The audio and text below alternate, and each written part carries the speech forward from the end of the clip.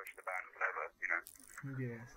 Well, Century Media has done a lot for bands like Suicide Silence, for example. Well, it's a shame how things turned out for Mitch, and I think you were good friends with Mitch and Suicide Silence, right? Yeah, all of us are very good friends. We toured with them. I toured with them a few times, in my previous band and with Bleeding Within, and we became very close to them, and it was such unfortunate news when we found out. But one of the actual things when we were talking to Century Media, I actually spoke to Mitch about what he thought about it, and they couldn't recommend them highly enough.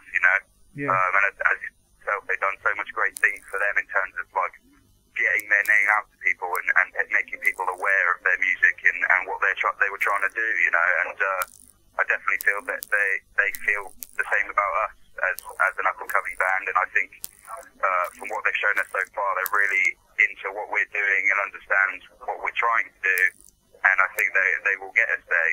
It's a really good relationship. Great. Well, Martyn, talking about the new album again, in the mix of this new album, it seems like the bass has more presence. Was this a thing that you have in mind when recording it, or is it just turned this way?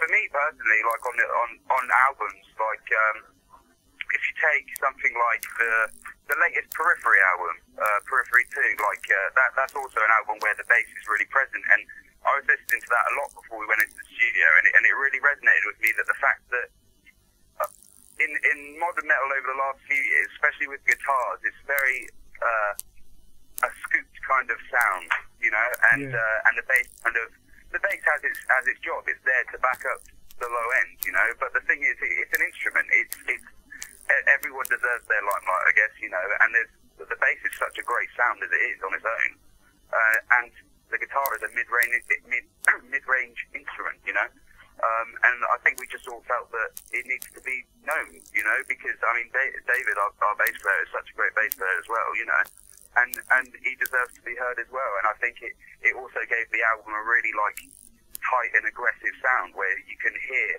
it sits in the mix where you can hear the guitars and you know what the bass is doing as well, as you said. And it's just, I think that's where it came from, really. That album for me was what made me think of making it so prominent, and it's also a different sound. Not a lot of people do it in modern metal these days.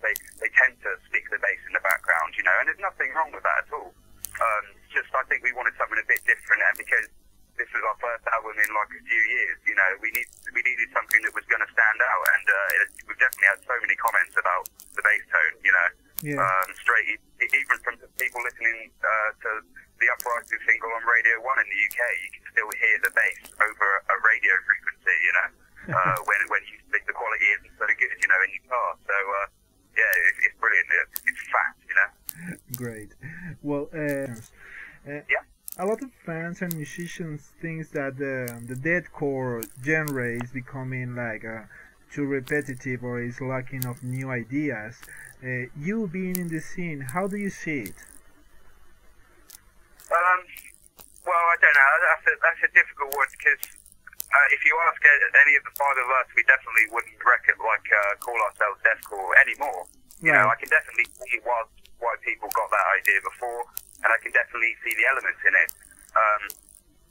I don't know. I think there is a problem, with things like Facebook and MySpace before. There's definitely a saturation of bands, in any genre, and the thing is, you can't really get away from it. And the problem with a lot of people, I think, these days is that they don't, because there is so much of it, they don't give things a chance, I remember when, you used to buy a CD, you go home, you read the booklet, you look at the artwork, you listen to the whole album because you spent money on it and you want to like it, And if you didn't like it, you've at least given it your full attention and chance.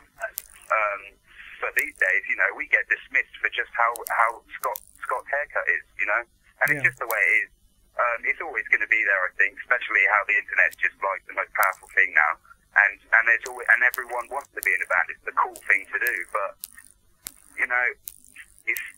I think you just got to kind of ignore it and just do what you want to do.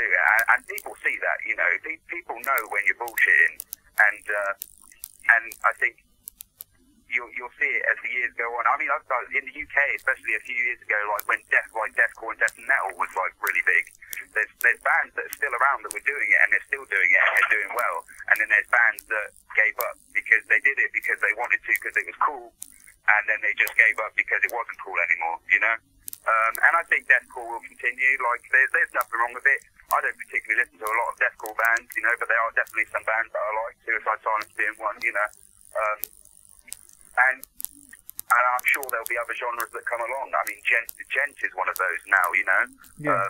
There's nothing wrong with it. It's just the way that people can relate what type of sound it is, you know, and I completely understand that. But there's too much not giving people a chance.